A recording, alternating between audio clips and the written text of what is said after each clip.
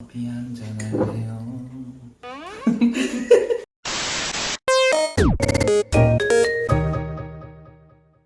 네, 안녕하십니까. 자, 이씨 작전 세력의 박효진 코치입니다. 자, 오늘도 저희가 이제 저평가 우량주들을 발굴하기 위해서 여러분들한테 많은 정보를 드려야 되잖아요. 그렇죠. 근데 제가 학생들에게 항상 이렇게 컨설팅을 하다 보면 1년에 거의 200명 정도 학생들을 만나고 올해가 13년 차 맞냐? 나 13년 된 거 맞지? 그걸 제가 어떻게 합니까? 그걸 제가 어떻게 합니까? 그래서 어쨌든 올해로 총 한 2,500명 정도의 학생들을 만났어요. 이제 그 중에서 가장 우수한 녀석들의 케이스들을 여러분들한테 최대한 많이 좀 소개를 시켜주려고 해요. 근데 제가 항상 컨설팅을 하면서 학생들한테 가장 많이 받는 질문 중에 하나가 특히 우리 지방 일반고 학생들 대상으로 학교에서 해주는 게 아무것도 없는데 나는 비교과를 어떻게 쌓아야 하느냐 이 질문이거든요. 그래서 아무것도 해주는 게 없는 지방 일반고에서 스스로 엄청난 건축 관련 비교과를 쌓은 선배를 제가 섭외했습니다. 저는 이름 양명훈이라고 하고요. 서귀포에 소재하는 일반 고등학교인 남주고등학교에서 졸업을 하였습니다. 현재는 국민대학교 건축학부에 재학 중인 학생입니다. 근데 우리 양명훈 학생의 그 생기부를 보면은 네. 정말 대단하거든요. 네. 그러니까 내가 제주도에 와가지고 처음으로 만난 학생이 너잖아. 네네. 근데 저는 그전에는 계속 이렇게 목동이나 대치동에서만 강의를 했었기 때문에 지방 일반고 학생들의 학생부가 어떤지 사실 저는 잘 몰랐었어요. 근데 저는 이 학생의 학생부를 보고 나서 와 도대체 어떻게 지방 일반고에서 이 정도의 건축계열 퍼포먼스가 나올 수 있지 하면서 전 되게 많이 놀랬었거든요. 근데 원래부터 건축가를 꿈꿨나요? 아니요, 저는 꾸준히 기계공학자를 꿈꾸는 학생이었어요, 사실은. 왜 기계공학과가 좋았어요? 예전부터 로봇 관련 활동을 하면서 뭘 만드는 걸 좋아했고, 그리고 그 만드는 작업 속에서의 친구들과 이루어지는 이야기, 소통 그런 것들이 되게 인상적이었습니다. 저 예쁘게 나오나요? 당연하죠. 네. 자, 그러면 1학년 때부터 지금 진로가 계속 기계공학자 쪽이었었고 네. 그리고 제가 알기로도 어렸을 때부터 거의 레고 천재였었잖아요. 브릴리언트 했죠, 사실은. 그렇죠. 완전 네. 브릴리언트 했죠. 네. 근데 갑자기 지금 건축공학과로 2학년 때 진로를 틀었어요. 맞나? 건축공학 말고 도시재생 건축. 도시재생 건축과. 네. 그래. 근데 그렇게 진로를 변경하게 된 계기를 좀 애들한테 설명해 주자면? 이게 서류상의 이유랑 제 나름의 이유랑 다른데, 서류상의 이유라고 하면 그 서류가 뭘 말하는 거죠? 서류상 이유는 이제 생활기록부에 진로희망 사항 거기에 나온 설명들과 자기소개서 사법 문안에 들어가는 진로희망을 하게 된 동기, 과에서 들어가게 된 동기들을 말씀을 드릴 수 있을 것 같아요. 그러면은 거기에 썼던 우리가 그런 기술적인 그런 이유를 빼고 솔직한 이유를 말하자면? 저의 솔직한 이유는 가벼운 동기일지는 모르겠지만 예전부터 드라마를 많이 챙겨봤어요. 그래서 건축가들이 나온 드라마, 가장 대표적인 건 신사의 품격이라는 드라마를 보고 건축가라는 직업이 되게 매력적인 직업이라는 걸 알게 됐고요. 도시재생 쪽으로 진로를 굳힌 이유는 최근에 본 드라마 흑기사라는 드라마가 있는데 그 드라마에서 도시재생이라는 키워드를 알게 되면서 그 도시에 거주하는 사람들의 습관 그리고 그들의 주거 패턴 같은 것을 분석하면서 도시재생을 하기 위해서 여러 가지를 알아보는 그런 과정이 되게 인상적이었어서 도시재생 건축가를 희망하게 되었습니다. 근데 우리 명훈이 지금 너무 얼었다. 얘가 원래 이런 컨셉이 아니거든요, 여러분. 그래서 나는 궁금한 게 네. 본인이 1학년 때 기계공학과를 꿈꿨다가 2학년 때 건축학과로 진로를 변경하게 됐잖아. 네네. 근데 그게 너의 입시에서 실질적으로 불이익을 받았다고 생각해? 또 생각해보면 그렇게 불이익을 받았다고 생각하지는 않아요. 왜냐하면은 고등학교 1학년, 2학년, 3학년 자체가 목소리 크게. 네. 고등학교 1학년, 2학년, 3학년 자체가 자기의 진로를 특정하기에는 굉장히 짧은 시간이잖아요.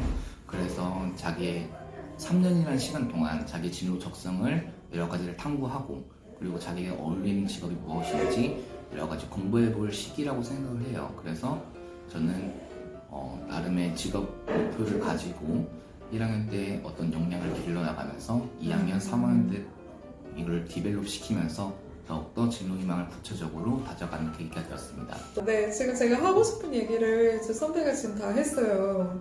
그리고 앞으로는 점점 이렇게 학종의 추세가 약간 전공 적합성, 그러니까 조금 더 쉽게 예를 들자면 건축이면 건축, 딱 이런 그 전공 적합성이 아니라 건축을 조금 더 틀을 넓게 보면은 공학의 일종이잖아요.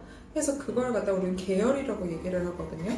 그 얇은 그 전공 적합성보다는 그 더 넓은 계열 적합성을 지금 위주로 이렇게 가고 있는 추세이기 때문에 여러분들께서 중간에 이렇게 진로가 바뀌었다고 해가지고 뭐 걱정할 필요는 없어요. 그러니까 여러분들께서 내가 이 계열, 즉 공학 계열에 적합한 인재다라는 것만 충분하게 학생부를 통해서 어필하셔도 괜찮거든요.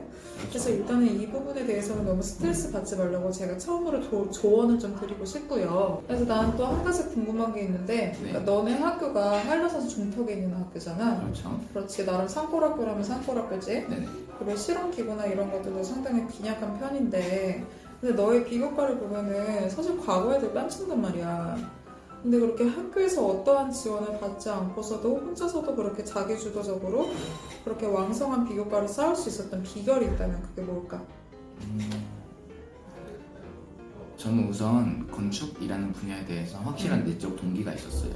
왜냐면 저는 그 분야를 하고 싶어 했고 사람들이 사는 환경에 대해서 더 궁금했고 사람들이 어떻게 자기 환경을 활용해 나가는지 그에 대한 이유가 궁금했고 그렇게 해서 여러 가지 내적 동기들을 토대로 나 장동건이나 김래원이 되고 싶었던 건 아니야? 그거는 바꿀 수 없습니다. 바꿀 수 없습니다. 이제 그런 건축가의 이러한 역량들을 저가 알아가서 보고 싶어 해서 건축가라는 그런 강한 내적 동기를 갖는 게 중요하고 그리고 이런 활동을 하기 위해서는 학교에 지원 없이는 사실 힘들어요. 건축이라는 학문이. 그게 그래서 저는 이제 좁은 저희 고등학교의 범위보다는 조금 더 나아가서 도교육청이 주관하는 여러 가지 건축 활동들 그런 것들을 참여해 가면서 저의 건축적 역량을 키워나가고 그 후 그런 알게 된 지식들과 이해도를 토대로 교내 활동에 적용해 나가면서 저의 건축 역량을 키워나갔던 것 같습니다. 그런데 너네 때는 그러니까 그런 활동들이 충분히 가능했었잖아. 우리가 이동이 자유로웠으니까. 그렇죠. 그런데 지금 코로나라는 이슈가 있어서 사실 도교육청에서 그렇게 이렇게 주최하는 활동들의 개수도 많지가 않은 편이고 많지가 않다기보다는 그냥 없고 그리고 학교에서 친구들이랑 같이 뭔가를 이룰 수 있는 그런 기회 자체가 너희 때보다 많이 적은 편이거든? 그렇죠. 근데 이런 상황 속에서 너희 후배들한테 권하고 싶은 활동이 있다면 최소한 이 정도는 그냥 너네가 해볼 수 있지 않겠냐? 저는 일단 학교 생활에 충실해서 자신의 교과 과목인 이해를 충실히 했으면 좋겠어요. 그리고 그런 교과 과목에 대한 이해가 자기의 전공적으로 어떻게 발현되는가 싶으면은 자기의 전공 지식을 책과 여러 가지 서적을 통해서 지식을 쌓고 그를 통해서 얻어낸 여러 가지 소스들로 자신의 전공과 부합해서 활동을 해나가는 것이 중요하거든요. 그래서 예를 들어 물리 같은 경우에는 힘과 여러 가지 작용들에서 배우는데 이런 것들을 건축 관련 책을 읽으면서 건축물에서는 어떠한 힘이 적용되는지 어떤 하중이 부과되는지 이런 것들을 공부를 해보면서 물리를 교과를 토대로 여러 가지 자신의 건축학적 소양을 바탕으로 해서 활동을 진행해 나가는 것이 좋을 것 같고 화학 같은 경우에는 이제 자신이 알게 된 여러 가지 건축학적 소재들 이런 게 있잖아요. 석연 이런 그런 사람에게 안 좋은 거라든지 아니면 더 좋아질 수 있는 그런 여러 가지 자재들을 화학적인 사고를 토대로 어떤 것을 하면 좋아질지 어떤 것을 하면 더 자연 친화적으로 설계 가능할지 그런 것들을 이행해 나갔으면 합니다. 여러 가지 교과가 있겠지만. 근데 그런 발상들은 어떻게 떠올릴 수 있는 거야? 그런 발상들이 있으려면은 기초적으로 자신의 아까 말씀드렸지만은 자신의 전공에 대한 풍부한 이해도가 분명히 필요해요. 왜냐하면은 그 자신이 필요한 전공에서 어떤 영역들을 필요로 하는지 알아야 그에 맞는 여러 가지 활동들을 진행해 나갈 수 있거든요.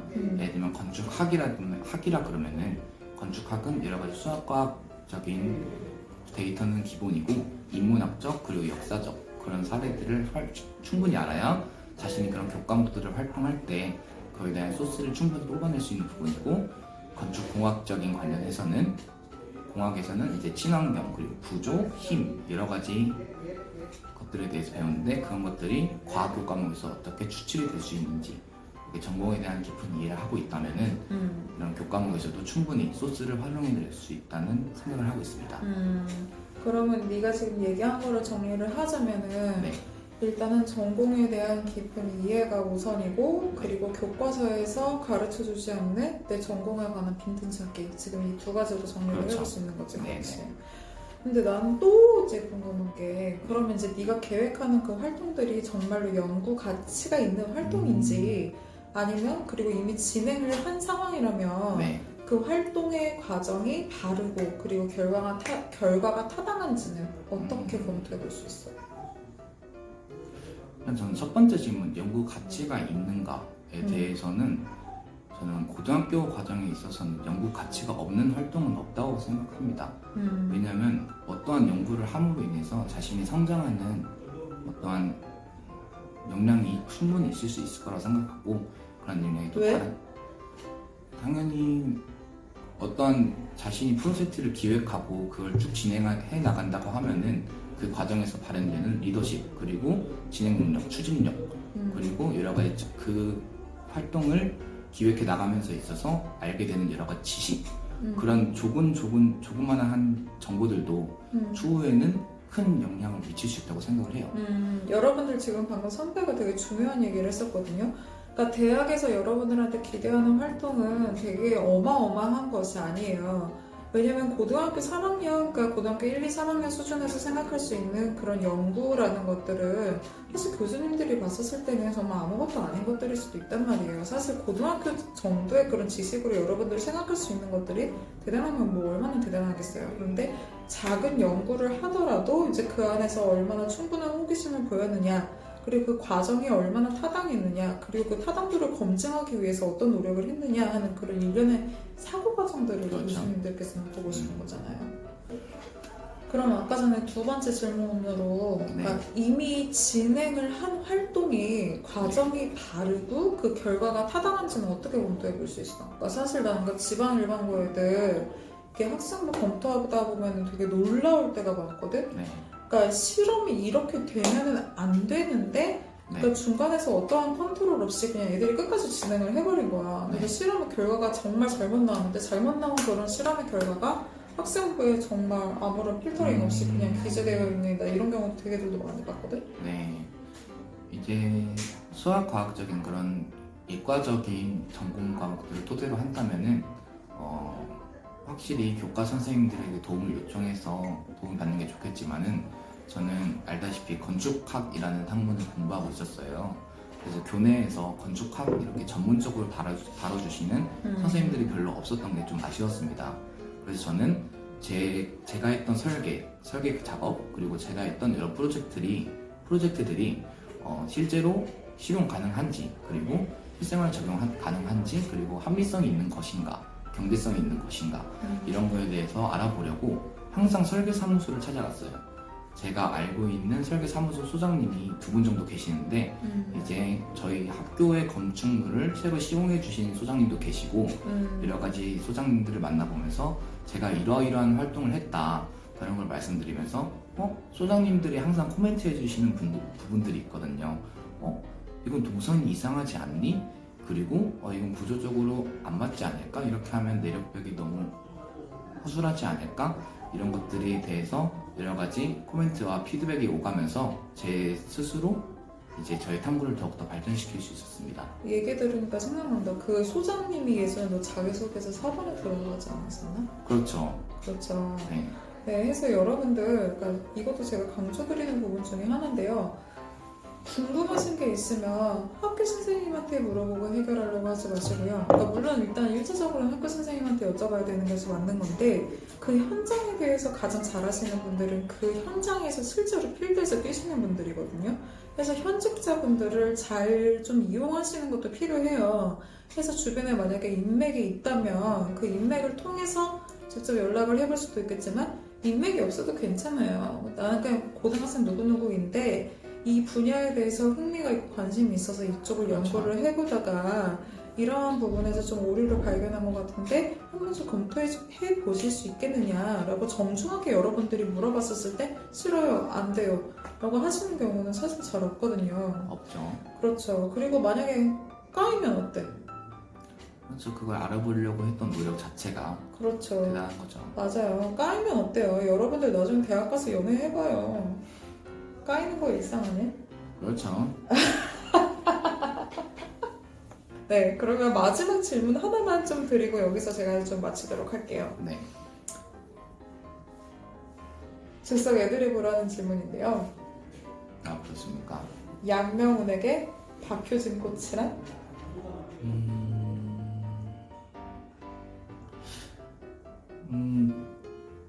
되게 소중하신 분이죠.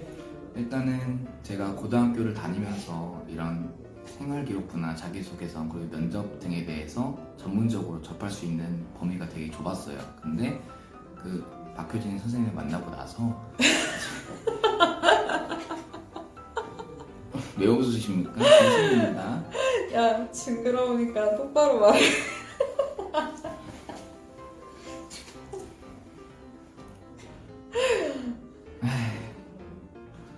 자, 양명훈에게 박효진이란? 자, 제게 박효진 선생님이랑 둘도 없는 술 친구입니다. 아, 그렇습니다. 맞습니다. 네, 저희 불도 불도 없는 없는 술 술 친구죠. 그렇죠. 학생 때는 술을 입에도 안 댔지만 졸업하고 나서 술을 배우면서 허구한 날 불러댑니다. 그렇죠. 너한테 제일 먼저 사케 가르쳐준 사람이 누구야? 너한테 제일 먼저 낯설 가르쳐준 사람이 누구야? 이분 좀 심하다. 그렇죠. 자, 진정한 사제관계 앞으로 오래가길 원하면 네, 여러분들의 성공 입시를 저희는 항상 응원하고 있겠습니다. 화이팅? 지방 일반고라고 해서 불가능할 것은? 없습니다. 그렇지. 화이팅. 화이팅!